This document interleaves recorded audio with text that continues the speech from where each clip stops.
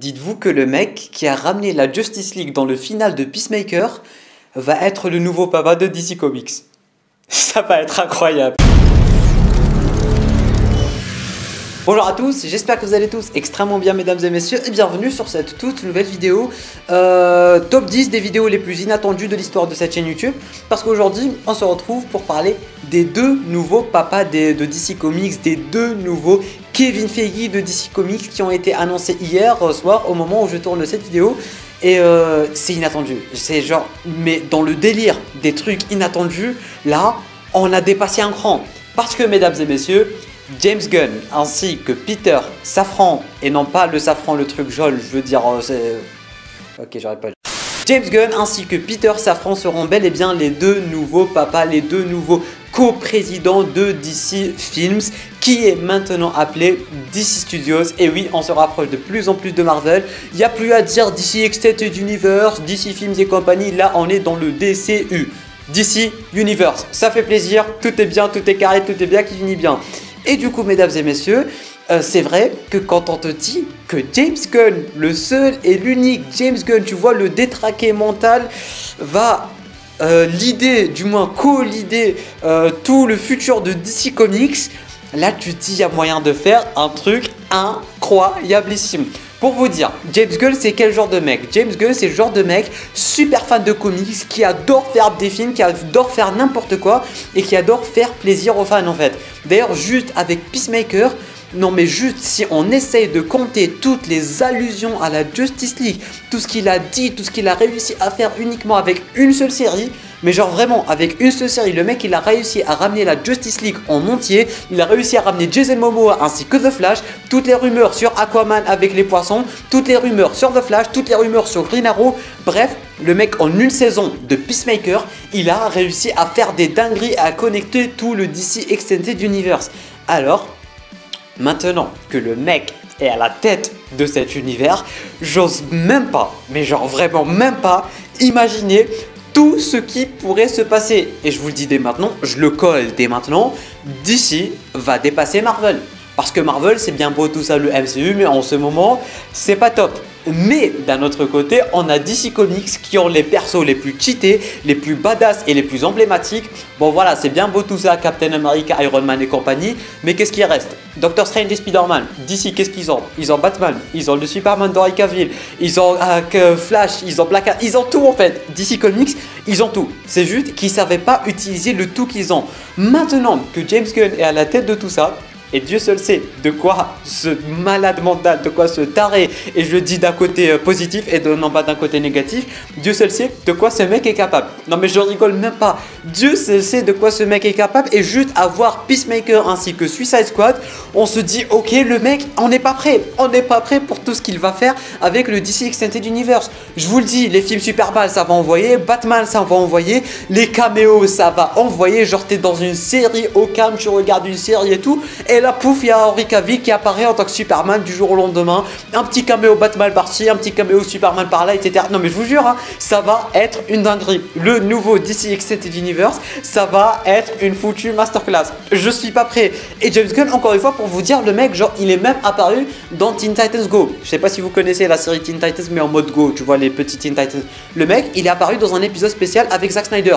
Genre, le mec, il est apparu dans une série DC Comics en tant que lui-même. Je pense que vous vous rendez pas compte à quel point ce mec est connecté à DC Comics, est connecté aux fans et connecté aux films. Mais vraiment, j'ose vraiment pas imaginer à quel point le DC Extended Universe, bon, le DCU, appelez-le comme vous voulez, j'ose même pas imaginer le futur radieux de cet univers avec James Gunn à sa tête. Bon, on n'est pas en train de parler de Peter Safran, lui je m'en fous un peu parce que je le connais pas, mais juste le fait que James Gunn soit là, mesdames et messieurs, juste le fait que James Gunn soit là, c'est genre la plus belle information et la plus sortie nulle part et la plus bizarre de tous les temps, mais aussi la meilleure. Regardez dans quelle ère on est en train de vivre. Mais vraiment sérieusement, on est dans une ère où Henry Cavill est de retour en tant que Superman, où il vient de partager une photo méga badass avec la mèche et tout. D'ailleurs, j'ai pas eu l'occasion d'en faire une vidéo et du coup, on va en parler maintenant pendant quelques secondes. Henry Cavill est de retour en tant que Superman.